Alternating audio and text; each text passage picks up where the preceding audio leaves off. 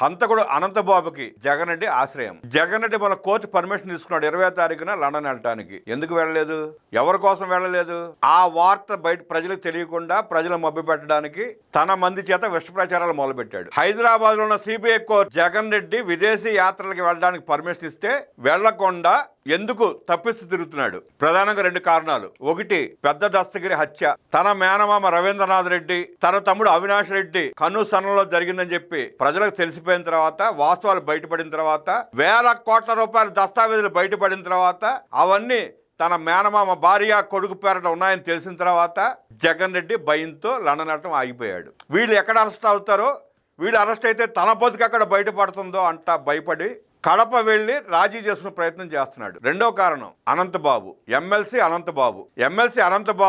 అనంతబాబు భార్య కనకదుర్గ, లక్ష్మీదుర్గ అనుకుంటా, మొత్తం మీద దుర్గ, ఇద్దరు కలిసి తమ డ్రైవర్ సుబ్రహ్మణ్యాన్ని, దళిత బిడ్డని కొట్టి హింసించి చంపేశారు. ఎవడైనా ఆవేశంలో హత్య చేస్తే ఆ శవాన్ని వదిలిపెట్టి పారిపోతాడు. అనంతబాబు అనేవాడు దుర్మార్గుడు కాకపోతే, నరహంతకుడు కాకపోతే, ఒక వ్యక్తిని హత్య చేసి పారిపోకుండా ఆ శవాన్ని మళ్ళీ డోర్ డెలివరీ చేస్తాడా?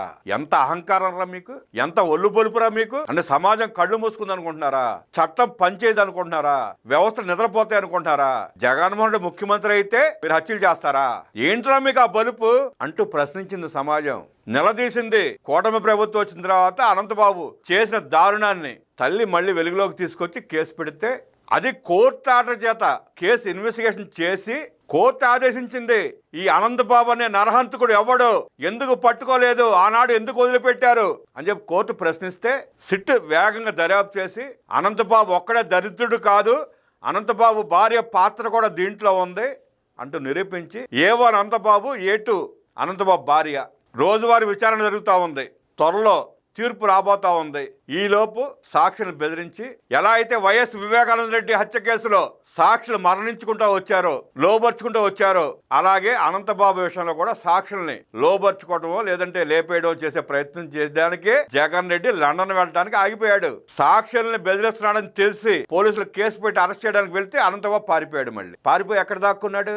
ఉండవల్లి జగన్ ప్యాలెస్ లో. అసలు జగన్మోహన్ రెడ్డికి ఒక ఎమ్మెల్సీ చోటా రౌడీ షీటర్, ఒక స్మగ్లర్కి సంబంధం ఏంటి? అంత అవినాభావ సంబంధం ఏంటి? ఒక హంతకుడిని నువ్వు ఎందుకు దాస్తున్నావు? అసలు హంతకుడితో నీకు అంత లింక్ ఏంటి అంటే, జగన్మోహన్ రెడ్డి ముఖ్యమంత్రిగా ఉన్నప్పుడు చేసిన గంజాయి వ్యాపారం, అనంతబాబు చేసిన స్మగ్లింగ్, గంజాయి స్మగ్లింగ్ లో ప్రధాన వాటా చేరింది జగన్ రెడ్డికే అన్నది స్పష్టం అవుతుంది కదా అంటున్నారు గిరిజనులు. జగన్మోహన్ రెడ్డి ముఖ్యమంత్రిగా ఉన్నప్పుడు ఆ అడవుల్లో అడవి బిడ్డల్ని బెదిరించి భయపెట్టి గంజాయి సాగు చేసి వేల కోట్ల రూపాయలు సంపాదించుకుని దాంట్లో ప్రధాన వాటా జగన్ రెడ్డికి ఇవ్వబట్టే జగన్ రెడ్డి వణికిపోతా లండన్ ప్రయాణాన్ని కూడా ఆపుకుని అనంతబాబు సహాయపడటానికి ఇక్కడ ఆగిపోయాడు. ఒకటి, పెద్ద దస్తగిరి హత్య, మేనమామని తమ్ముని బయటేయడానికి. 2, అనంతబాబు కేసు తీర్పు రాకముందే సాక్షిని బెదిరించి లేపేయడానికి.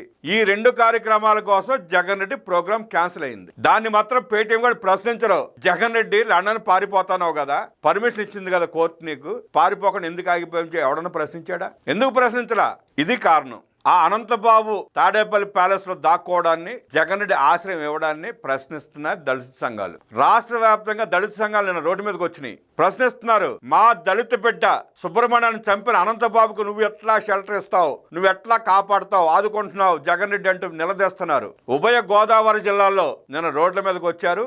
వైఎస్ఆర్ కాంగ్రెస్ పార్టీ ఆఫీసుల ముందు ధర్నాలు చేశారు, ప్రశ్నించారు. ఇవాళ రేపో ఉండవల్లి ప్యాలెస్ ను చుట్టమెట్టడానికి రాష్ట్రంలో ఉన్న దళిత సంఘ నాయకులు, దళితులంతా రెడీ అవుతున్నారు. 2019లో ఆ దళితులు వేసిన ఓట్లతో ముఖ్యమంత్రి అయ్యి ఆ దళితులకి కంసుడిలా తయారాడు జగన్ రెడ్డి. ఎన్ని వేల దళిత కుటుంబాన్ని నాశనం చేశావు జగన్ రెడ్డి, వాళ్ళకి తెలియదు అనుకుంటున్నావా? దళితుల భూములను ఆక్రమించుకున్నాడు, నాడు దళితులకు ఇచ్చిన పట్టాలను ఆక్రమించుకున్నాడు, సెంటు పేరట డ్రామాలాడి నాటకాలాడి గత ప్రభుత్వాలు దళితులకు ఇచ్చిన స్థలాలన్నీ ఆక్రమించుకున్నాడు. జగన్ రెడ్డి బతుకు బట్టబయలై దళితులకు వాస్తవాలు తెలిసి కూటమి ప్రభుత్వాన్ని గెలిపించుకుని ఇవాళ సంతోషంగా ఉన్నారు దళితులు. వాళ్ళలో కొంతమంది పేటీఎం గాళ్ళని పక్కన పెట్టుకుని వాళ్ళతో డ్రామాలు ఆడిద్దాం అనుకుంటాడు జగన్ రెడ్డి. వాటికి నీ పప్పులోడుకో జగన్ రెడ్డి, నీ డ్రామాలు స్పష్టం, ప్రజలకు అర్థమైంది, దళిత జాతికి అర్థమైంది. అందుకే తిరగబడుతున్నారు నీ మీదే వాళ్ళ దళిత ద్రోహులు వైసీపీ నాయకులు. అనంతబాబుని పోలీసులకు అప్పగించుకుంటే ఆ పార్టీకి భవిష్యత్తు లేకుండా చేస్తామంటూ ప్రతిక్రియ చేస్తున్నారు దళిత సంఘాలు. రంపచోడవరం నియోజకవర్గం, రంపచోడవరం మండలం నందు అంబేద్కర్ విగ్రహం దగ్గర ఎస్సీ సామాజిక వర్గానికి చెందిన దళిత నాయకులు కలిసి అనంతబాబును వెంటనే అరెస్ట్ చేయాలని నిరసన కార్యక్రమం నిర్వహించారు. వైసీపీకి జగన్కు వ్యతిరేకంగా పెద్ద ఎత్తున నినాదాలు చేశారు. అనపర్తి అంబేద్కర్ విగ్రహం ఎదుటి కూడా ఆందోళన చేశారు. అనపర్తి కెనాల్ రోడ్లోని అంబేద్కర్ విగ్రహం వద్ద వైసీపీ ఎమ్మెల్సీ అనంతబాబును వెంటనే అరెస్ట్ చేయాలని నిరసన తెలియజేశారు దళిత సంఘాలు. కురుపాం, గోపాలపురంలో నిరసన కార్యక్రమాలు. ఎస్సీ ఎస్టీ సామాజిక వర్గానికి చెందిన దళిత గిరిజన నాయకులు కలిసి వైసీపీ ఎమ్మెల్సీ అనంతబాబును వెంటనే అరెస్ట్ చేయాలని నిరసన కార్యక్రమం నిర్వహించారు. గోపాలపురం మండలం వెల్లచింతలగూడెం గ్రామంలో అంబేద్కర్ విగ్రహం వద్ద వైసీపీ ఎమ్మెల్సీ అనంతబాబును వెంటనే అరెస్ట్ చేయాలని దళిత సంఘాల ఆధ్వర్యంలో నిరసన తెలిపారు. జగ్గంపేటలో దళిత సంఘాల నిరసన ర్యాలీ. జగ్గంపేట నియోజకవర్గ వ్యాప్తంగా అంబేద్కర్ విగ్రహాలకి పూలమాల వేసి నిరసన తెలియజేశారు దళిత సంఘాలు. ఉభయ గోదావరి జిల్లాలో ఏకతాటిపైకి వచ్చాయి దళిత సంఘాలు. అనంతబాబును అరెస్ట్ చేయండి అంటూ ఏక కంఠంతో నినదించాయి దళిత సంఘాలు. అంబేద్కర్ వాదులు అందరూ కలిసి ధవళేశ్వరం గ్రామంలో సమావేశం నిర్వహించారు. ఈ సమావేశంలో గత ప్రభుత్వంలో జగన్ అండ చూసుకుని దళితుల మీద దాడులు, హత్యలు చేసి యథేచ్ఛగా బెయిల్ తీసుకుని బయట తిరుగుతూ భయపెట్టిన జగన్ ప్రభుత్వాన్ని దళితులందరూ ఏకమై గద్దె దింపి గట్టిగా బుద్ధి చెప్పారని తెలిపారు. జగన్ అండదండలతో బయట తిరుగుతున్న అనంతబాబు సాక్షులను డబ్బులు తీసుకోవాలని బెదిరిస్తూ ఒప్పుకోకపోతే చంపేస్తామంటున్నారు. ఆయనను వెనకేసుకొస్తున్న జగన్ రెడ్డిని చరిత్ర క్షమించదని హెచ్చరించారు. బెయిల్ రద్దు చేసి అరెస్ట్ చేసి ఉరిశిక్ష విధించి దళితులకు మనోధైర్యం కల్పించాలని డిమాండ్ చేశారు. అనంతబాబును శిక్షించకపోతే ఇదే దళితులు అందరూ ఏకమై న్యాయాన్ని చేతిలోకి తీసుకుని చేసే ఉద్యమం తీవ్ర రూపం దాల్చుతుందని వైసీపీ పార్టీ జగన్ని హెచ్చరించారు. ఈ నిరసన కార్యక్రమంలో ఉభయ గోదావరి జిల్లాలో ఉన్న దళిత సంఘాల నాయకులు, విద్యార్థి సంఘాల నాయకులు, పెద్ద ఎత్తున దళితులు పాల్గొన్నారు.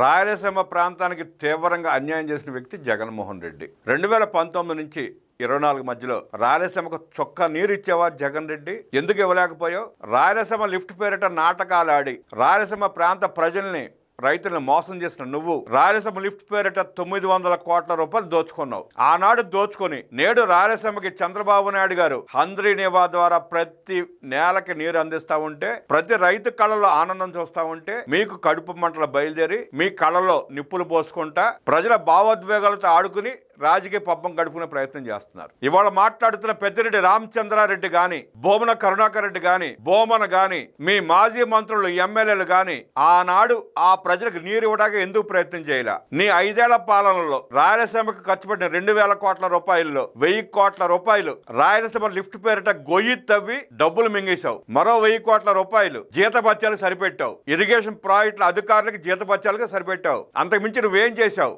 ఆనాడు నిన్ను ప్రశ్నించని రాయలసీమ అతి మేధావులు ఇవాళ వచ్చి కూటమి ప్రభుత్వం అద్భుతంగా పరిపాలన చేస్తా ప్రతి ఎకరాకు నీరుస్తా ఉంటే, హంద్రీ నివాకి సుమారుగా 4,000 కోట్ల రూపాయలు ఖర్చు పెట్టి చివరి ఆయకట్టు వరకు నీరు అందిస్తా ఉంటే, రాయలసీమలో ఉన్న చెరువులని నింపి రైతుల కళ్ళలో ఆనందం చూస్తా ఉంటే మీ కళ్ళలో నిప్పులు పోసుకుని అవాకులు చవాకులు పేల్తారా? మాట్లాడటానికి సిగ్గు శరం ఉండాలిగా. పెద్దిరెడ్డి రామచంద్రారెడ్డి పుంగనూరులో చెరువు పేరిట దోచుకున్న డబ్బులు ప్రజలకు తెలియదు అనుకుంటున్నారా? రాయలసీమ లిఫ్ట్ ఇరిగేషన్ ప్రాజెక్ట్ అని మూలన పడేసి ఎలా నాశనం చేశారో ప్రజలు మర్చిపోయారు అనుకుంటున్నారా? చేసింది లేకపోగా ఇవాళ కూటమి ప్రభుత్వం వచ్చిన తర్వాత, చంద్రబాబు నాయుడు గారు ముఖ్యమంత్రి అయిన తర్వాత రాయలసీమ ప్రాజెక్టులన్నింటినీ త్వరితగతిన పూర్తి చేసుకుంటా వాటిని విస్తరించుకుంటా పనులు చేస్తా ఉంటే ఏడుస్తారా? రాయలసీమ లిఫ్ట్ ఇరిగేషన్ ప్రాజెక్ట్ కి నువ్వు ఖర్చు పెట్టింది ఎంత? నువ్వు చేసిందేంటి? నువ్వు ముఖ్యమంత్రిగా ఉండగానే ఎన్జిటి ఆపమని ఆర్డర్స్ ఇస్తే ఏం చేశావు? ఎందుకు స్టేని ఎత్తివేయించలేకపోయావు? ఆ స్టే వేసింది ఎవరు? నీ గురువు కేసీఆర్ కాదా?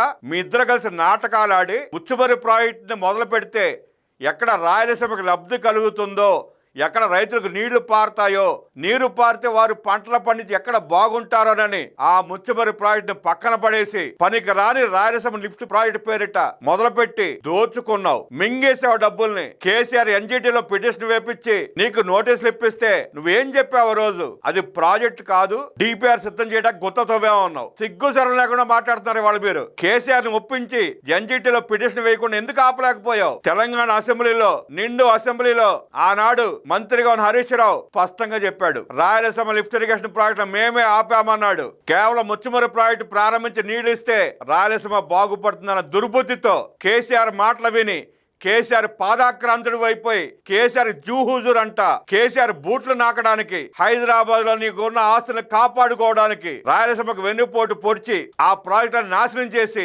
రాయలసీమ లిఫ్ట్ ఇరిగేషన్ ప్రాజెక్టు పేరుతో నువ్వు ఆడిన నాటకాలు రాయలసీమ ప్రజలు స్పష్టంగా తెలిసే 49 స్థానాలు ఇచ్చిన అదే ప్రజలు కొట్టిని చాట కొట్టకుండా 45 స్థానాలని ఓడించి ఎన్ని సీట్లు ఇచ్చారు నీకు? మొన్న రాయలసీమకి ఎన్ని సీట్లు ఇచ్చింది మర్చిపోయావా జగన్ రెడ్డి? అవన్నీ వదిలేసి అవాకులు చెవాకులు అబద్ధాలు రాయలసీమ మేధావుల ఫోరం వంకతో నువ్వు ఆడుతున్న నాటకాలు ప్రజలకు తెలియదు అనుకుంటున్నావా? రాయలసీమ లిఫ్ట్ ఇరిగేషన్ ప్రాజెక్టు మొదలుపెట్టి 1000 కోట్లు దోచుకుని ఆపేసింది నువ్వే. కర్నూలుకు హైకోర్టు తీసుకొస్తానని చెప్పి ప్రగల్భాలు పలికి న్యాయ రాజధాని చేస్తానని చెప్పి నమ్మబలికి సుప్రీంకోర్టులో నువ్వు వేసిన పిటిషన్ ఏంటి? మాకు హైకోర్టు పెట్టే ఉద్దేశం లేదని స్పష్టంగా నువ్వు సుప్రీంకోర్టు తెలియజేశావు. బయట పేపర్లోనే ఊకదంపుడు ఉపన్యాసాలు అబద్ధాల రాతలు 3 రాజధానుల పేట డ్రామాలు కోర్టులోనేమో నువ్వు పిటిషన్ వేయటం మాకు సంబంధం లేదు, మేము మాట్లాడలేదు, మేమేం చేయట్లేదని. నువ్వు చెప్తున్న రాయలసీమ లిఫ్ట్ ఇరిగేషన్ ప్రాజెక్ట్ లో ఎన్ని భారతీయ సిమెంట్ కట్టలు వాడావో చెప్పు. అసలు ఆ ప్రాజెక్ట్ నువ్వు ఏం చేసావో చెప్పు. ప్రజల డబ్బులతో 1000 కోట్ల రూపాయలు ఖర్చు పెట్టి పెద్ద గొంత తవ్వి ఆ